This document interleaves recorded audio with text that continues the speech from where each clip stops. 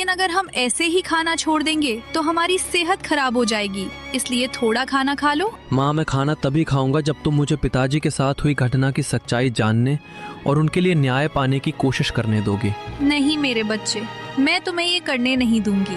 वो शेर बहुत ताकतवर और खतरनाक है। तुम अभी बहुत छोटे हो, तुम उसका सामना नहीं कर पाओगे।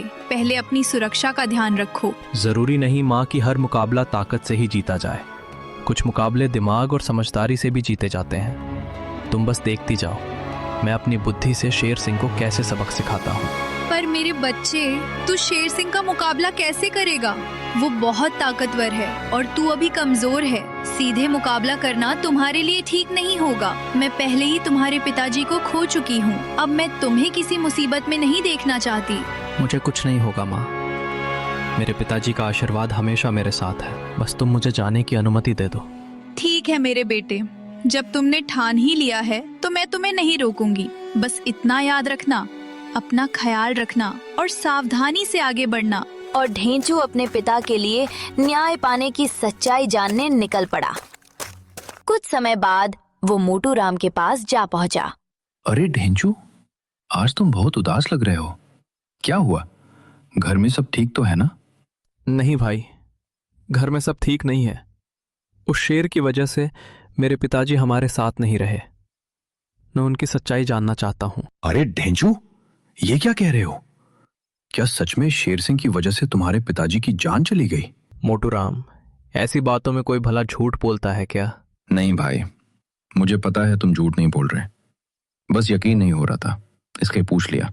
तुम उस दिन शेर खान के बारे में बता रहे थे कि वो शांति प्रिय राजा है और सबकी मदद करता है। क्या वो मेरी मदद करने के लिए हमारे जंगल में आएगा? किन भाई, तुम उसे इस जंगल में क्यों बुलाना चाहते हो? मैं शेर खान की मदद से अपने पिता के साथ हुई घटना का सच सामने लाना चाहता हूँ। मुझे शेर खान के जंगल का रास्ता और उससे मिलने का तरीका भी बता दो। हाँ ढेंचू, मैं इस काम में तुम्हारी पूरी मदद करूंगा। शेर खान से मिलना थोड़ा मुश्किल है। अगर तुम उसके महामंत्री सियार झब्बू को किसी तरह मना लो तो शायद बाग बन जाए। ठीक है मोटू राम भाई, अब तुम शेर खान के जंगल का रास्ता भी बता दो तो मेरा काम और आसान हो जाएगा। अरे ढेंचू, मैं तुम्हें जंगल का रास्ता ही क्यों बताऊं? मैं भी तुम्हारे साथ चलूंगा और शेर खान को तुम्हारी मदद करने के लिए राजी करूंगा। आखिर तुम मेरे परम मित्र हो। अरे वाह मोटू राम भाई, तुमने तो मेरी सारी परेशानी दूर कर दी। मैं सोच रहा था कि उस जंगल में अकेला कैसे जाऊंगा। चलो मित्र, अब शेर खान से मिलकर शेर सिंह की सच्चाई सबके सामने लाते हैं और जंगल में न्याय की कोशिश करते हैं। चलो मित्र, इस अच्छे काम में देर नहीं करते। हमें अभी बहुत लंबा सफर तय करना है। और दोनों मित्र शेर खान के जंगल की ओर रवाना हो गए। काफी देर चलने के बाद वे एक खूबसूरत जंगल में पहुंचे, जहां पेड़ों पर तरह तरह के स्वादिष्ट फल लगे हुए थे। अरे मित्र मोटू राम, ये देखो, पेड़ों पर कितने सारे फल लगे हैं। चलो थोड़ा फल खा लेते हैं। वैसे भी हमें बहुत तेज भूख लगी है। ढेंचू, इन फलों को हाथ मत लगाना। ये असली फल नहीं, सिर्फ एक जाल है। अगर तुमने इन्हें छुआ तो हम बड़ी मुसीबत में फंस सकते हैं। अरे मोटू राम, तुम ये क्या कह रहे हो? मुझे तो तुम्हारी बात पर यकीन ही नहीं हो रहा। ढेंचू, ये जादूगरनी मायामती का जंगल है। वो पूरे जंगल में ऐसे ही जाल बिछा कर रखती है। बाहर से आने वाले जानवर इन फलों को देखकर आकर्षित हो जाते हैं। जैसे ही कोई इन्हें छूता है, वो जादुई जाल में फंस जाता है। लेकिन मोटू राम, वो ऐसा क्यों करती है? उसे जानवरों को जादुई जाल में फंसाने से क्या मिलता है? जानवरों को कैद करने से उसकी जादुई शक्ति बढ़ती है और वो लंबे समय तक जवान रह सकती है। इसी वजह से वो बाहर से आने वाले जानवरों को जाल में फंसाती है। लेकिन जानवरों को कैद करने से उसकी उम्र लंबी कैसे हो सकती है? अरे, वो एक शक्तिशाली जादूगरनी है और रहस्यमयी जादू जानती है। मेरे पास अभी सब कुछ समझाने का समय नहीं है।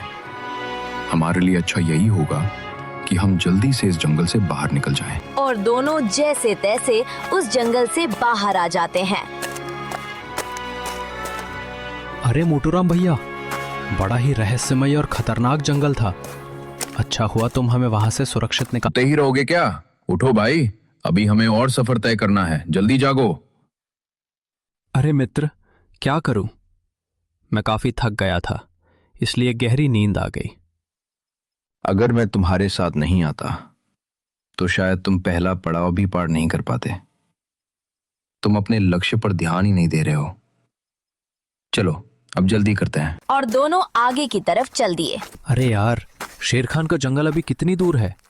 सब महामंत्री झब्बू का पता लगाते हैं, वो कहाँ मिलेगा? महामंत्री झब्बू का पता लगाना ही काफी नहीं है, हमें उसे अपने पक्ष में भी करना होगा।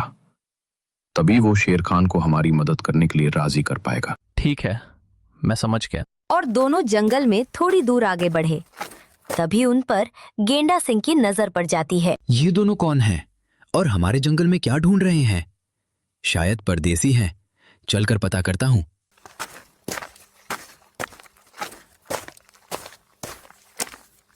अरे भाई, तुम दोनों कौन हो और यहाँ किसे ढूंढ रहे हो? ओ जी, हम तो महामंत्री झब्बू को ढूंढ रहे हैं। बताइए, वे कहाँ मिलेंगे? अरे वे हमारे जंगल के महामंत्री हैं। वे बिना अनुमति किसी से नहीं मिलते। अगर तुम्हें उनसे मिलना है तो एक काम करो, वे सुबह सुबह सैर के लिए जाते हैं, उसी समय उनसे मिल लेना। सुबह उनका मूड भी अच्छा रहते, शायद तुम्हारा काम बन जाए। ठीक है जी, हम उनसे सुबह ही मिलेंगे। आपकी जानकारी के लिए बहुत बहुत धन्यवाद। और दोनों सुबह होने का इंतजार करते हैं। अरे ढेंचू, वो देखो।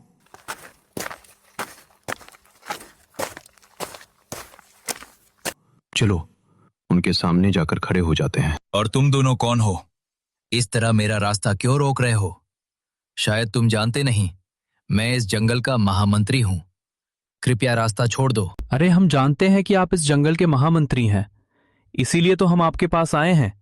बस आप हमें एक बार शेर खान से मिलवा दीजिए, हम आपके इस उपकार को हमेशा याद रखेंगे। जो कुछ भी कहना है मुझसे ही कहो, मैं खुद शेर खान तक तुम्हारी बात पहुंचा दूंगा। ऐसे सीधे कोई भी शेर खान से नहीं मिल सकता, समझे? ठीक है, अगर आप हमें नहीं मिलवाना चाहते तो कोई बात नहीं।